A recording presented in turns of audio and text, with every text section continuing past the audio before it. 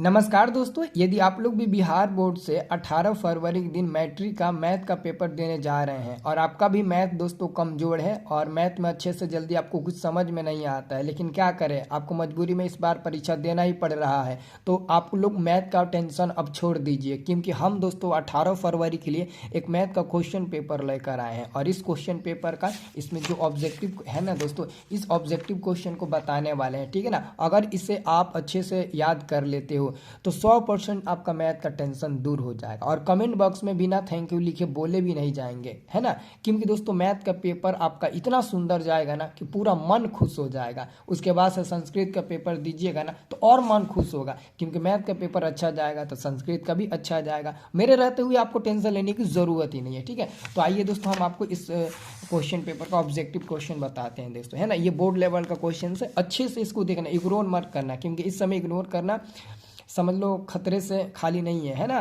तो दोस्तों देखिएगा, 1 से लेकर 100 तक ऑब्जेक्टिव क्वेश्चन होगा। 100 में से 50 को ऑब्जेक्टिव क्वेश्चन का आपको उत्तर देना होगा। ठीक है, जब भी क्वेश्चन पेपर मिलेगा तो माँ सरस्वती का आशीर्वाद ले लेना, जय माँ सरस्वती। ठीक है, और बहुत अच्छे से आप लोग पेपर दीजिएगा और पूरा क्वेश्चन हम टकरा देंगे। ठीक है, क्योंकि हम ही हैं बोर्ड हैकर। ठीक है ना, पेपर हैक कर लेते हैं। देखो, यदि घटना ई की पूरा घटना ई डैश है तो निम्नलिखित में कौन सही है दोस्तों। तो इसका सही उत्तर हो जाएगा option number C, P plus P dash बराबर 1। ये वाला सही उत्तर हो जाएगा, इसको आप लोग याद कर लीजिए। ठीक है, दूसरा नंबर क्वेश्चन है, एक असंभव घटना की प्रायिकता है। एक असंभव घटना की प्रायिकता होती है, तो एक असंभव घटना की प्रायिकता का मान होता है दोस्तों 0 यानी कि 0। ऑप्शन नंबर ए सही जवाब मिल जाएगा दूसरा नंबर क्वेश्चन का। तीसरा नंबर क्वेश्चन है, किसी घटना ई के घटित होने की प्रायिकता पी हो तो निम्नलिखित में कौन सही है। तो ऑप्शन नंबर दोस्तों डी नंबर सही जवाब मिल जाएगा, क्योंकि प्रायिकता का मान 0 या 0 से बड़ा 1 या 1 से छोटा होता है। तो ऑप्शन नंबर डी आपका बिल्कुल सही जवाब मिल जाएगा। ठीक है, आइए दोस्तों अगला क्वेश्चन बताते हैं, है ना। पूरा पेपर हैकर हैं हम, ठीक है, देख लीजिएगा। देखिए दोस्तों, है ना, हम बता देते हैं, हम ना बहुत मेहनत करके ना और बहुत ना ज़्यादा कोशिश प्रयास करने के बाद ऐसा ऐसा क्वेश्चन तैयार करते हैं ताकि आप ना इस समय कम समय में अच्छे नंबर उठाओ मैथ में, और जो लोग अच्छे से नहीं पढ़ पाए उनको ज़्यादा हेल्प मिले। ठीक है ना, तो बस आपसे एक छोटा सा रिक्वेस्ट है, हमारे छोट भैया और बहनी लोग, इनसे एक छोटा सा रिक्वेस्ट है कि इस वीडियो को लाइक कर दीजिएगा और चैनल को सब्सक्राइब कर लीजिएगा। बाकी हम पूरा 23 फरवरी तक आपका साथ नहीं छोड़ेंगे। 23 फरवरी तक हम आप लोगों का परीक्षा मतलब ना जब अच्छे से ख़त्म हो जाएगा उसके बाद से हालचाल पूछेंगे और बताइएगा, तो ज़रूर आप लोग लाइक करना। देखिए चौथा नंबर क्वेश्चन, 3 4 7 2 7 6 7 9 का बहुलक होगा। बहुलक कैसे निकालते हैं, जो अंक सबसे ज़्यादा बार होता है वही बहुलक होता है। तो सबसे ज़्यादा इसमें क्या है, 7 है, 7 है, 7 है, तो 7 आंसर हो जाएगा। याद रखना इस बात को, जो अंक सबसे ज़्यादा बार होता है वही बहुलक होता है। पांचवा नंबर क्वेश्चन है, यदि 3 4 5 17 तथा x का माध्य 6 है तो x का मान क्या होगा। तो माध्य बराबर क्या होता है, माध्य बराबर होता है कुल संख्याओं का योग बटे कुल संख्या। तो संख्या क्या है, 3 है, 3 को जोड़ेंगे, 4 को जोड़ेंगे, 5 को जोड़ेंगे, 17 को जोड़ेंगे और साथ में दोस्तों x को जोड़ेंगे। 6 को नहीं जोड़ेंगे क्योंकि 6 माध्य है। और बाटा में कितना लिखेंगे, कौगो संख्या है, 1 2 3 4 5, तो 5 से हम लोग भाग दे देंगे। तो यहाँ पर क्या होगा, ये माध्य कितना है, 6 है ना, तो 6 लिखेंगे बराबर, इसको जोड़ेंगे, 4 3 7 7 5 12, 12 और 17 29 हो जाएगा, प्लस में x और बटे में 5 हो जाएगा, 6 5 30, कितना हो जाएगा, 30 हो जाएगा, बराबर में 29 प्लस में x हो जाएगा। तो यदि दोस्तों 30 में से ये 29 आकर इधर घट जाता है तो x का मान कितना मिल जाएगा, 1 मिल जाएगा। तो यहाँ पर आप लोग टिक लगा दीजिएगा ऑप्शन नंबर ए पर कि 1 मिल जाएगा। और दूसरा है 6वां नंबर क्वेश्चन है कि इतना इतना अंक दिया है और इसका बहुलक निकालना है। तो जो अंक सबसे ज़्यादा बार इसमें दिख रहा है, सबसे ज़्यादा बार क्या दिख रहा है दोस्तों, सबसे ज़्यादा बार इसमें 2 दिख रहा है, तो इसका आंसर हो जाएगा 2, क्योंकि सबसे ज़्यादा बार बहुलक 2 दिख रहा है। ठीक है, 7वां नंबर क्वेश्चन है, यदि किसी वृत्त का क्षेत्रफल इतना है दोस्तों, है ना, तो वृत्त का क्षेत्रफल का फॉर्मूला होता है पाई आर स्क्वायर और दिया है 24 64 दिया है दोस्तों, है ना। तो पाई का मान होता है 22/7 गुणे आर स्क्वायर बराबर में हो जाएगा 24 64 हो जाएगा। ये 22 से कट जाएगा दोस्तों, 22 से देखिए एक बार में, फिर बचेगा 2, फिर एक बार में कटेगा 2 6, फिर दोस्तों 4 4 बचेगा, 2 बार में कटेगा, 2 बार में कटेगा, 112 बार में कट जाएगा। तो आर स्क्वायर बराबर हो जाएगा 112 में ये 7 जाकर गुणा हो जाएगा। तो आर स्क्वायर बराबर क्या होगा, 112 को हम लोग क्या लिखते हैं, 112 को 16 गुणे 7 लिखते हैं, और ये एक और 7 है, ठीक है। अब यहाँ से स्क्वायर हटाएंगे तो ये रूट में हो जाएगा 16 गुणे 7 गुणे 7, तो इसका वर्गमूल निकल जाएगा 4, और यहाँ 7 का एक जुड़ा निकल जाएगा, तो कितना हो जाएगा, 7 चौके 28 हो जाएगा। आर का मान 28 निकल गया। क्वेश्चन में पूछा है वृत्त का व्यास निकालना है, तो वृत्त का जो व्यास होता है ना, व्यास जिसको डी से सूचित करते हैं, होता है 2r, तो हो जाएगा 2 गुणे आर का मान 28 मिला है, तो 28 दूने के 56 सेंटीमीटर मिल जाएगा।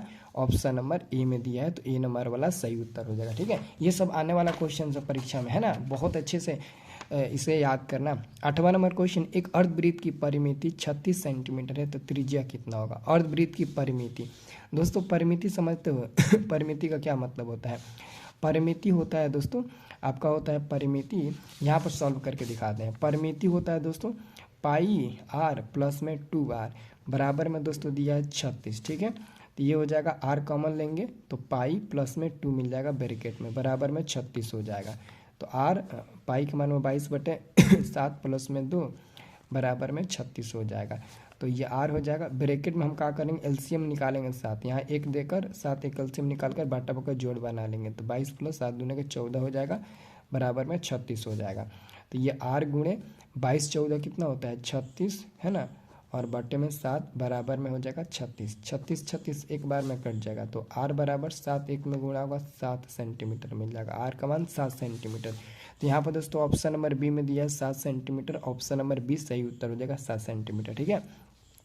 9 नंबर क्वेश्चन है, एक वृत्त की त्रिज्या दुगुनी हो जाए तो वृत्त का क्षेत्रफल बढ़ जाएगा।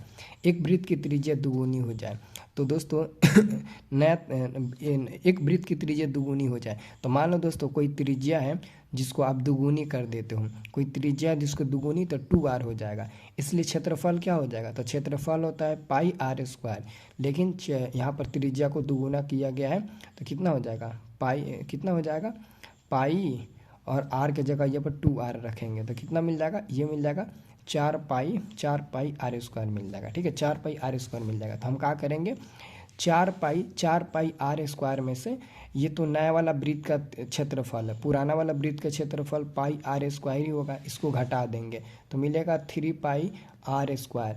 परसेंटेज में है ना, परसेंटेज में, तो हम क्या करेंगे 100% से गुणा कर देंगे, तो हो जाएगा कितना 300%, और ब्रैकेट में हो जाएगा पाई आर स्क्वायर, तो वृत्त का क्षेत्रफल का 300% बढ़ जाएगा, ठीक है ना।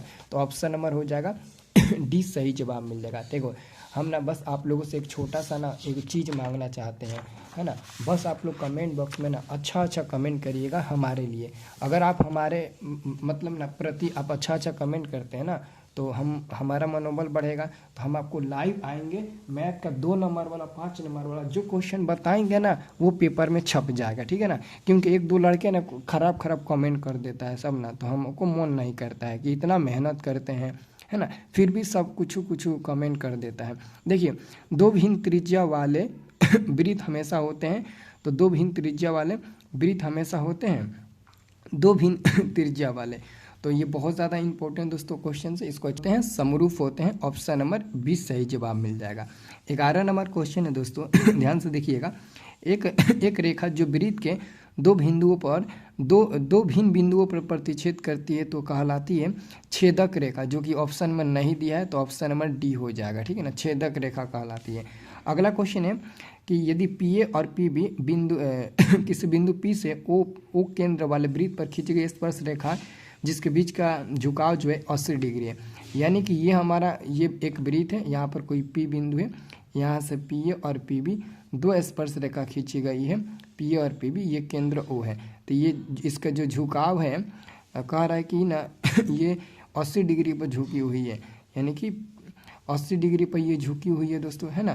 तो कह रहा है ना कि पी ओ ए यहाँ पर 90 डिग्री बनता है एंगल, यहाँ पर भी 90 डिग्री, तो इसको ऐसे मिलाएंगे, इसका मान निकालना है। तो इसका मान निकालने के लिए पहले पूरा मान निकालिए, तो कोण ओ प्लस कोण ए प्लस कोण बी और प्लस कोण पी बराबर कितना हो जाएगा 360 डिग्री। क्योंकि दोस्तों ए ओ बी पी मिलकर एक चतुर्भुज बनाता है और चतुर्भुज के चारों कोणों का जोगफल 360 डिग्री होता है, तो चतुर्भुज हो जाएगा।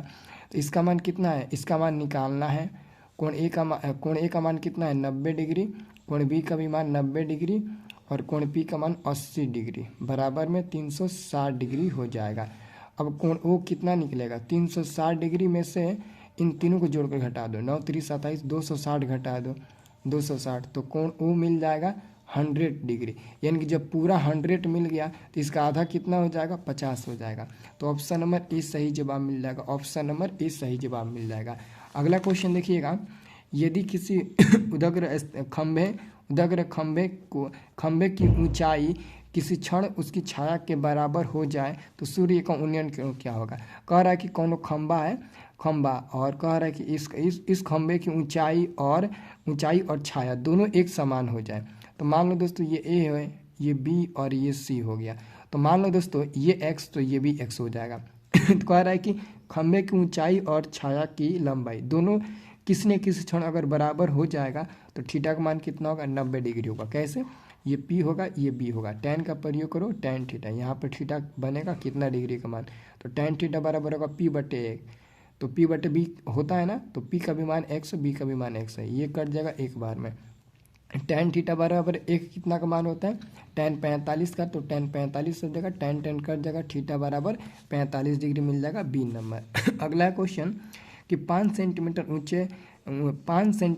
ऊंचे घर की छाया की लंबाई 5 मीटर है।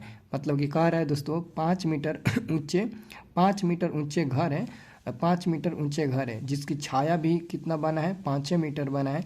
तो सूर्य का उन्नयन कोण ये निकालना है थीटा। तो ये ए हो गया, ये बी हो गया, ये सी हो गया। इसमें भी tan का ही प्रयोग करेंगे, tan बराबर p बटे बी, पी का मान 5, बी का भी मान 5, 5 5 कट जाएगा एक बार में। तो tan थीटा बराबर कितना हो जाएगा, एक कितना का मान होता है tan 45 का, तो क्या होगा tan कटेगा, तो थीटा बराबर यहाँ पर भी आपका 45 डिग्री ही मान मिलेगा, यहाँ पर भी 45 डिग्री ही मान मिलेगा, सी नंबर हो जाएगा। ठीक है, सी नंबर सही उत्तर हो जाएगा। अगला क्वेश्चन है दोस्तों, देखिएगा निम्नलिखित में किसका मान 1/2 tan 45 है। तो 1/2 tan 45 क्या होता है, 1/2 tan 45 का मान 1, तो ये 1/2 ही हो जाएगा। 1/2 किसका मान होता है, sin 30 का मान होता है, ऑप्शन नंबर ए सही जवाब मिल जाएगा। अगला क्वेश्चन है 16 नंबर, ध्यान से देखिएगा, यदि sin थीटा बराबर √3/2 तो थीटा का मान क्या होगा, तो ये हो जाएगा sin थीटा बराबर √3/2 कितना का मान होता है, sin 60 का मान होता है, तो sin 60 होगा, sin कटेगा, थीटा का मान 60 डिग्री मिल जाएगा, ऑप्शन नंबर बी हो जाएगा। अगला क्वेश्चन है दोस्तों 2 हो जाएगा गुणा 1 - sin स्क्वायर ए का मान होता है cos स्क्वायर ए, ठीक है, फार्मूला से, और बाटा में ऑलरेडी कितना है cos स्क्वायर ए, तो cos कट जाएगा तो बचेगा सिर्फ 2, तो ऑप्शन नंबर सी हो जाएगा 2, आपका आंसर हो जाएगा सी नंबर। 18 नंबर क्वेश्चन है सेक स्क्वायर 10 डिग्री माइनस में कॉट स्क्वायर 80 डिग्री का मान कितना होगा, इसका एक मान मिलता है। मैं बता देता हूँ कैसे, यदि आप इसको चेंज करते हो तो कौसेक के रूप में मिलेगा, और cosec square theta minus cot square theta 1 होता है। यदि इसको चेंज करोगे तो tan स्क्वायर के रूप में मिलेगा, तो sec square minus tan square होगा तब भी एक मान मिलेगा, तो इसलिए ट्रिक से याद रखना, एक इसका आंसर हो जाएगा। अगला क्वेश्चन देखिएगा, ये भी ट्रिक से याद रखिएगा, tan 10 degree, tan 15 degree, tan 75 degree, tan 80 degree. दोस्तों 10 को और 80 को जोड़ेंगे 90 मिलेगा ना, 90 मिलेगा, तो इसका आंसर 1 हो जाएगा गुणे, और क्योंकि बीच में ऑलरेडी डॉट है इसलिए गुणा होगा, और 15 और 75 जोड़ेंगे 90 मिलेगा, फिर भी 1 मिलेगा, और एक क्या होता है, 1 होता है ना। याद रखिएगा, अगर इन दोनों को जोड़ेंगे तो 90 मिलेगा, इसलिए इसका आंसर 1 हो जाएगा, फिर इन दोनों को जोड़ेंगे 90 मिलेगा, इसलिए इसका भी आंसर 1 होगा। अब दोनों को गुणा करेंगे तो 1 ही मिल जाएगा, ठीक है, ये ट्रिक से आपको याद रखना है। अगला क्वेश्चन दोस्तों देखिएगा 20 नंबर आपका, यदि tan थीटा बराबर √3 तो सेक थीटा का मान क्या होगा। यदि tan थीटा बराबर √3 तो सेक थीटा का मान कितना होगा। तो दोस्तों tan थीटा बराबर कितना होता है, √3 कितना का मान होता है, tan 60 का, तो tan 60 हो जाएगा, tan कटेगा, थीटा का मान मिलेगा 60 डिग्री। अब सेक थीटा का जगह ये बस 60 रख देंगे, और सेक 60 का मान क्या होता है, सेक 60 का मान होता है कितना, cos 60 का मान 1/2 होता है, तो सेक 60 का मान 2 हो जाएगा, ऑप्शन नंबर डी सही उत्तर होगा। अगला क्वेश्चन है दोस्तों 21 नंबर क्वेश्चन है, tan थीटा बराबर इतना दिया है, tan थीटा बराबर दोस्तों कितना दिया है, 4/4/3 दिया है, और ये होता है p/b होता है, जब एच का मान निकालिएगा 4 3 दिया है तो 5 मिलेगा, एच का मान कितना मिलेगा 5 मिलेगा। अब दोस्तों इसका मान आपको निकालना है। साइन थीटा बराबर होता है पी बटे एच, तो पी का मान हुआ 4 है और एच का मान हुआ 5, ऑलरेडी 5 ही निकलेगा है ना। एच का फार्मूला लगा कर निकाल लीजिएगा, अंदर रूट में P square plus B square, ये वाला फार्मूला रख कर निकालिएगा तो इतना मिल जाएगा। और कॉस का मान होता है बी बटे एच, तो बी का मान हुआ 3 है और एच का मान हुआ 5 है। अब इसको बाटा बका जोड़ बनाएंगे एलसीएम निकाल कर, तो 4 + 3 तो ये मिल जाएगा 7/5। ऑप्शन नंबर सी सही जवाब मिल जाएगा, 7/5 सी नंबर वाला सही जवाब मिल जाएगा आप सभी का। ठीक है, अगला क्वेश्चन है, किसी बिंदु की y अक्ष से दूरी उस बिंदु का कहलाती है। देखो अगर y कहेगा ना तो y अक्ष से दूरी x होगा, और x वाले को हम भुज कहते हैं, भुज के अलावा x नियामक भी कहते हैं और x निर्देशांक भी कहते हैं। तो ऑप्शन नंबर बी में दिया है x निर्देशांक, यही उत्तर होगा। अगला है दोस्तों, बिंदु -8,6 किस चतुर्थांश में स्थित है। तो 8 में माइनस है, 6 में प्लस छुपा हुआ है। माइनस प्लस दोस्तों द्वितीय चतुर्थांश में होता है, ऑप्शन नंबर बी सही उत्तर होगा। 24 नंबर क्वेश्चन है, बिंदु ए 2,-3 और बी 2,2 के बीच की दूरी क्या होगा। इन दोनों के बीच की दूरी आपको निकालना है। दोनों के बीच की दूरी कितना होगा, तो दोनों के बीच की दूरी 50 25 5 मिल जाएगा, ऑप्शन नंबर डी मिल जाएगा। दूरी सूत्र का फॉर्मूला याद है ना, x2 - x1 का दी होल स्क्वायर प्लस में y2 - y1 का दी होल स्क्वायर, ये दूरी सूत्र का फॉर्मूला याद है ना। इसी को बैठाइएगा तो आपका इतना मिल जाएगा। अब बैठा के देखिए डी ही मिलेगा 5 इकाई। अगला है 25 नंबर, किसी बिंदु की x अक्ष से दूरी उस बिंदु का कहलाती है। अब x अक्ष से दूरी, तो x अक्ष से दूरी कहेगा तो y में जाना है, y होगा। तो y को दोस्तों कोटि भी बोलते हैं, y नियामक भी बोलते हैं, y निर्देशांक भी बोलते हैं। तो y नियामक और y निर्देशांक नहीं दिया है, कोटि दिया है। तो कोटि आपका बिल्कुल सही उत्तर हो जाएगा। अगला क्वेश्चन देखिएगा दोस्तों, बिंदु 3,4 की मूल बिंदु से दूरी। तो मूल बिंदु से दूरी निकालने का सूत्र होता है अंदर रूट में x² + y²। x का मान 3 है, 3 का स्क्वायर प्लस में y का मान 4 है तो 4 का स्क्वायर, 3 का स्क्वायर 9, 4 का स्क्वायर 16, कितना मिल जाएगा, तो ये मिल जाएगा 25, और 25 का बाहर निकालिएगा वर्गमूल तो मिल जाएगा 5, यानी कि ऑप्शन नंबर हो जाएगा C 5। अगला है, कौन सा बिंदु मूल बिंदु से 13 इकाई की दूरी पर है ना। मूल बिंदु 13 इकाई की दूरी पर है। यानी कि आपको बताना है कौन से बिंदु मूल बिंदु से 13 इकाई की दूरी पर है, मतलब कि किसका नाम मूल बिंदु से 13 दूरी मिलेगा। इसका देखिएगा, ये x होगा और ये y होगा, और मूल बिंदु का दूरी क्या होता है x² + y²। x का मान -12 का स्क्वायर 144, और 5 का स्क्वायर 25 मिल जाएगा। इसको जोड़िएगा तो मिल जाएगा 169, और 169 का वर्गमूल होता है कितना, 13 होता है। तो यही वाला हो जाएगा, डी नंबर वाला सही उत्तर मिल जाएगा। अगला क्वेश्चन है, ध्यान से देखिएगा, 2,-5 एवं -2,9 से समदूरस्थ बिंदु x अक्ष पर कौन होगा। तो दोस्तों x अक्ष का निर्देशांक होता है x,0 होता है, x,0 होता है। तो आपको x का मान बताना है कितना होगा, समदूरस्थ है। तो समदूरस्थ के लिए दोस्तों ये थोड़ा सा लंबा आपको सोल्यूशन पड़ जाएगा, ऐसे आपको करना है। यहाँ पर x अक्ष लिखना है x,0 है ना। ये a हो जाएगा, ये b हो जाएगा और ये c हो जाएगा। इसको आप 2,-5 मान लो है ना, और ये -2,9 मान लो। कभी कभी 1-2 क्वेश्चन लंबा आ जाता है, बनाना पड़ता है। तो क्या हो जाएगा, AB और AC बराबर हो जाएगा। तो AB के बीच की दूरी निकालिएगा, कितना हो जाएगा x माइनस AB का स्क्वायर और AC का स्क्वायर कर दीजिए, ठीक है ना। तो हम क्या करेंगे, AB के स्क्वायर निकालेंगे, यानी कि AB के बीच की दूरी निकालेंगे, फिर AC का स्क्वायर निकालेंगे। तो क्या हो जाएगा, x - 2 का दी होल स्क्वायर प्लस में -5 -0, तो -5 -0 है ना, इसका दी होल स्क्वायर हो जाएगा। यहाँ पर दोस्तों रूट देने की ज़रूरत नहीं है, क्यों, क्योंकि ऑलरेडी ऊपर स्क्वायर है, रूट से ख़त्म हो जाएगा। अब इसको देखिए, इसको बनाइए, x + 2 हो जाएगा और उधर हो जाएगा फिर प्लस में 0 - 9 का दी होल स्क्वायर हो जाएगा, ठीक है। तो इसको आप बटा का जोड़ क्या बनाइए, इसको a - b के दी होल स्क्वायर बैठाइए, क्या हो जाएगा a² प्लस में b² यानी कि 2 का स्क्वायर माइनस में 2ab, 2x × b, और ये हो जाएगा x × b, b का मान 2 है तो 2 होगा, और ये हो जाएगा प्लस 5 का स्क्वायर 25 हो जाएगा, ठीक है, -5 का स्क्वायर 25 हो जाएगा बराबर, ये हो जाएगा x² प्लस में 2 का स्क्वायर प्लस में 2ab, 2 a का मान x, b का मान 2 है, और प्लस में 9 का स्क्वायर 81 हो जाएगा। एक्स स्क्वायर कटेगा, 2 का स्क्वायर कटेगा, ठीक है। अब ये मिलेगा माइनस में 4x प्लस में 25 मिलेगा, और उधर मिलेगा 4x प्लस में 81 मिलेगा। माइनस में 7,0 मिलेगा। ऑप्शन नंबर 20 सही उत्तर मिल जाएगा, है ना। यहाँ से आप मान निकालिएगा तो माइनस में 8x हो जाएगा, ये 4x इधर आएगा घट जाएगा, और ये दोस्तों उधर जाकर 56 घट जाएगा, तो 8 7 56, 7 बार में कटा तो x बराबर -7 मिल जाएगा, ठीक है। इसलिए 7,0 आपका हो जाएगा -7,0 हो जाएगा। यहाँ पर -7 रखेंगे फिर 0, तो -7,0 आपका आंसर मिलेगा, ठीक है।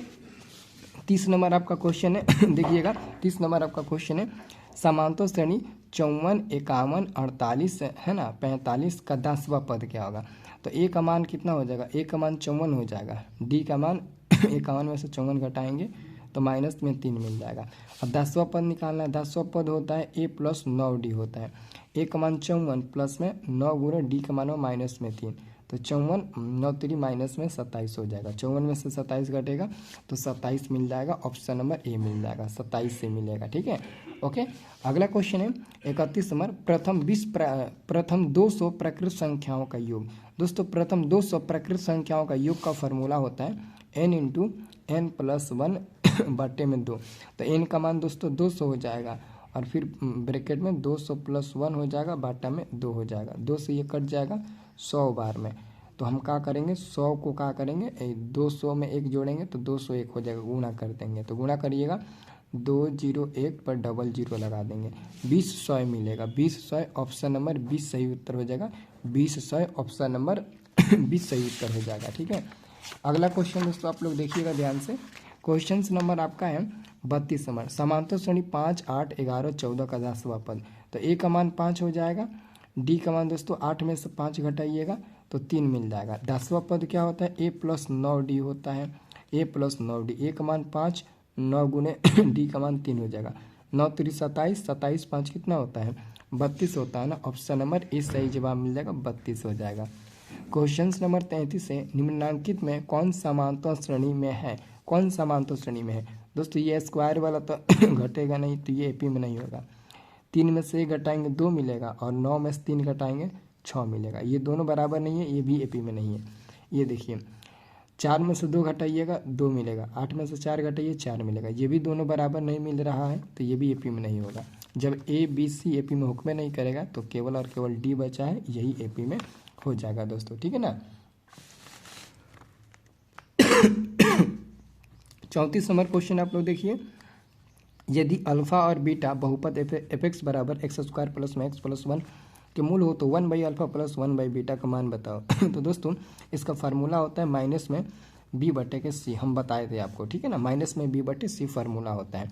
तो माइनस हो जाएगा, बी का मान में यहाँ से 1 मिल जाएगा, और सी का मान में यहाँ 1 है, तो -1/1 माइनस में 1। ऑप्शन नंबर 20 सही उत्तर हो जाएगा, ठीक है। अगला क्वेश्चन है 35 नंबर, बहुपद 4x² माइनस में 4x प्लस 1 के मूलों का योगफल, मूलों का गुणनफल। तो गुणनफल होता है अल्फा इंटू बीटा बराबर में सी बटे ए। सी का मान 1, ए का मान ये मिल जाएगा 4, अरे और सी का मान यहाँ से 1 मिल जाएगा, तो 1/4 ऑप्शन नंबर सी सही जवाब मिल जाएगा। क्वेश्चन नंबर अगला है, द्विघात समीकरण इतना इतना का विवेचक कितना होगा, विवेचक। तो दोस्तों ए का मान क्या हो जाएगा 3 हो जाएगा, बी का मान क्या होगा माइनस में 2 हो जाएगा, सी का मान हो जाएगा 1/3। विवेचक क्या होता है, डी बराबर b² माइनस में 4ac होता है। तो b का मान -2 है, तो -2 का स्क्वायर माइनस में 4 गुणे ए का मान 3, और सी का मान 1/3। तो 3 से 3 कट जाएगा, -2 का स्क्वायर 4, और माइनस में ये 4 मिल जाएगा, 4 में से 4 गया 0। तो ऑप्शन नंबर ए मिल जाएगा, 0 इसका आंसर हो जाएगा, 0 इसका आंसर हो जाएगा। अगला क्वेश्चन दोस्तों देखिएगा 37 नंबर, निम्नलिखित में कौन अपरिमेय संख्या है। तो अपरिमेय संख्या कौन होगा, इसका वर्गमूल निकल जाएगा 8/6 परिमेय होगा, इसका निकल जाएगा 9, इसका निकल जाएगा 7/3, और लेकिन इसका नहीं निकलेगा, तो ये अपरिमेय होगा, सी नंबर सही उत्तर होगा। 38 नंबर क्वेश्चन है, निम्न में कौन परिमेय संख्या है दोस्तों। तो ये √2 कट जाएगा, तो बी नंबर वाला आपका परिमेय मिलेगा, ठीक है, केवल 2 बचेगा। अगला है 2 या 2 से अधिक अभाज्य संख्याओं का मौसा कितना होता है 1 होता है, इसे याद कर लीजिएगा। अगला है कि यूक्लिड विभाजन एल्गोरिथम दो धनात्मक पूर्णांकों के निम्न में किसे परिकलित करने का तकनीक है, तो मौसा। यानी कि जब भी दोस्तों यूक्लिड विभाजन एल्गोरिथम का प्रयोग करते हैं तो मौसा निकालने ही के लिए ही करते हैं, इसलिए मौसा हम लोग सिर्फ इसी विधि से निकाल सकते हैं, ठीक है ना। इसलिए ऑप्शन नंबर 20 सही उत्तर हो जाएगा। तो दोस्तों वीडियो काफ़ी लंबा हो रहा है, मैं आपको एक और वीडियो दूंगा, उसको भी देखना आप लोग, ठीक है ना। तो आप लोग जरूर कमेंट करिएगा अच्छा अच्छा कमेंट में, ठीक है।